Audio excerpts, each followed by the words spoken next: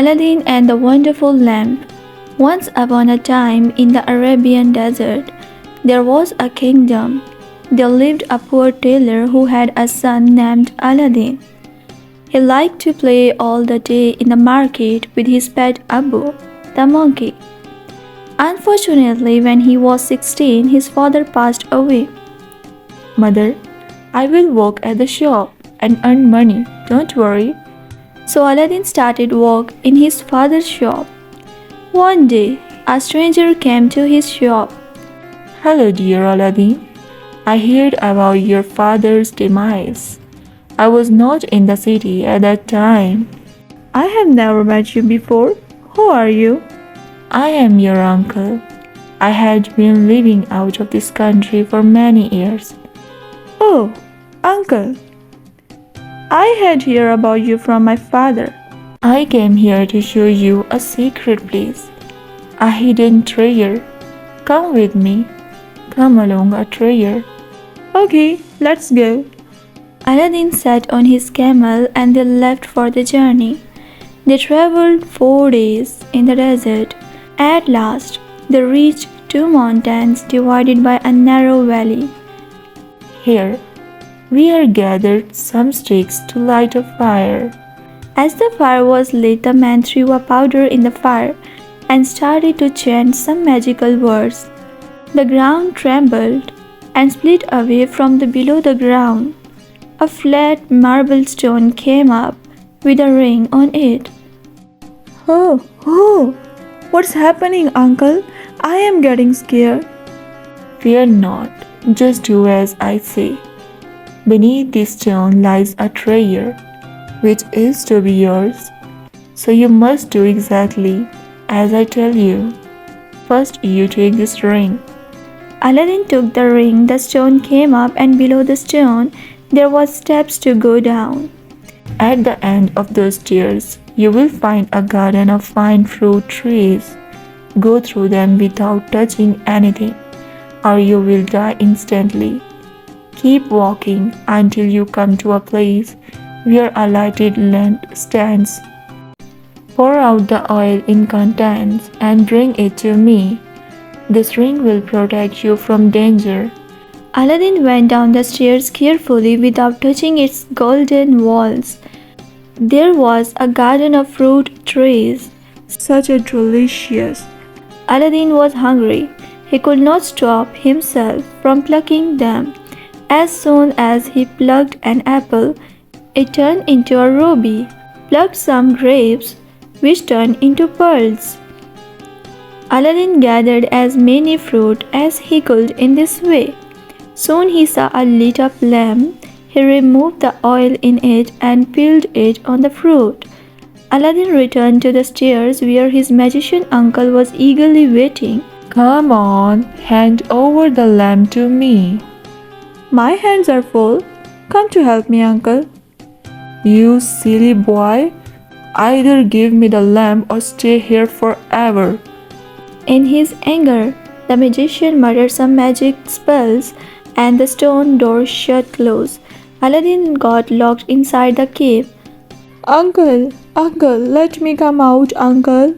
Uncle, I should not have believed that man. Aladdin cried and cried for days, waiting for someone to rescue him, but no one came. Oh, somebody get me out of here, please, somebody help me. While saying this wish, Aladdin touched his fingers on the ring, and to his surprise, he reached to his house. Where have you been for such a long time? I searched for you everywhere I could. Aladdin told her the story and showed her all the treasure he had collected. This lamp is so old. She rubbed the lamp to clean it. To her surprise, there came out an enormous genie.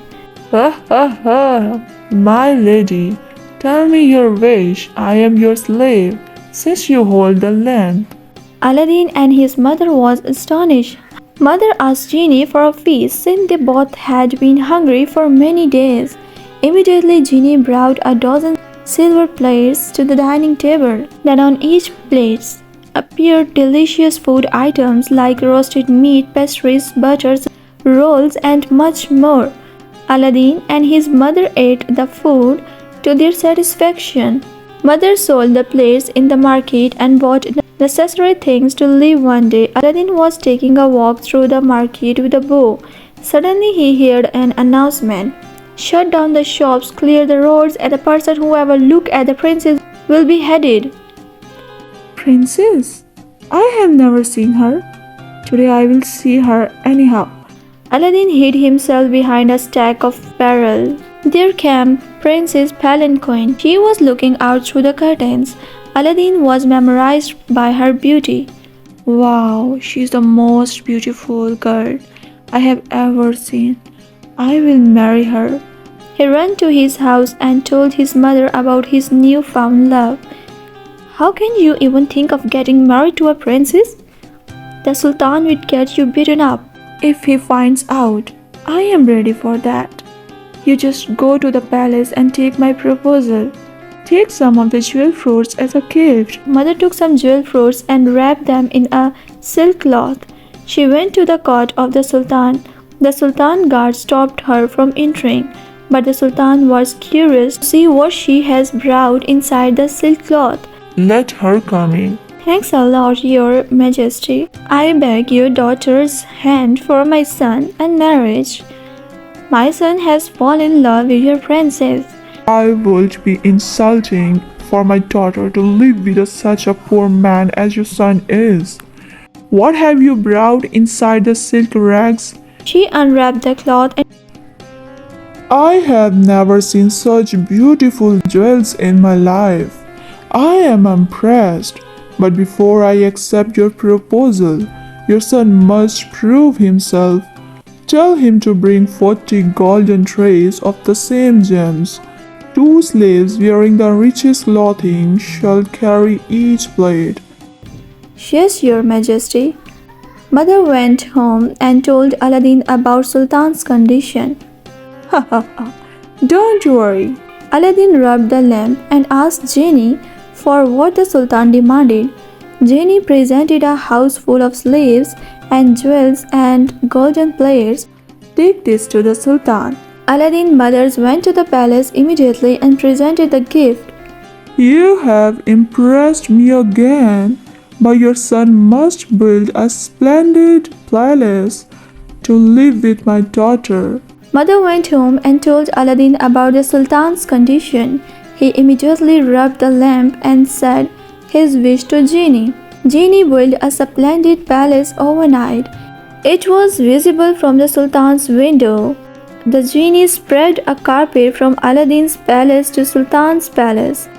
Well done, Genie.